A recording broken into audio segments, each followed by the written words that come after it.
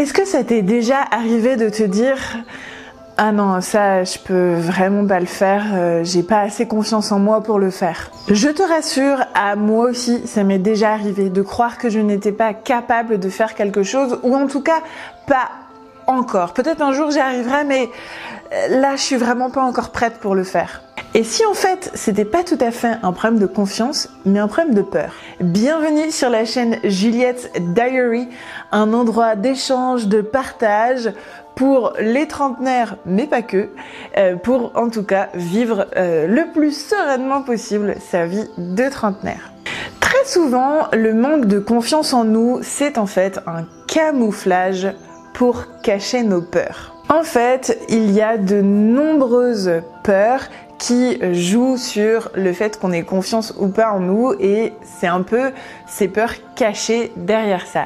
Il peut y avoir la peur de l'échec, la peur de la réussite, la peur de pas être assez parfait.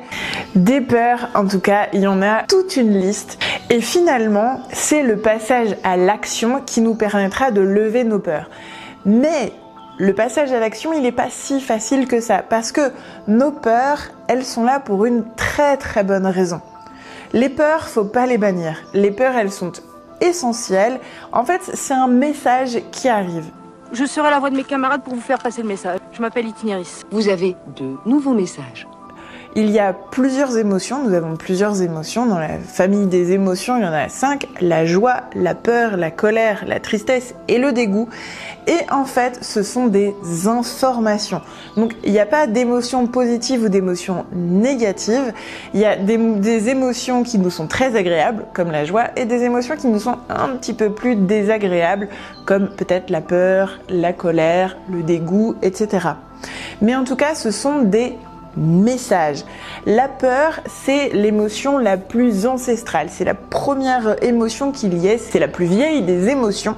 Et la peur, elle est faite pour nous alerter d'un danger, de quelque chose qui pourrait nous tuer en quelque sorte. Si on réfléchit en termes de cerveau reptilien, pour faire simple.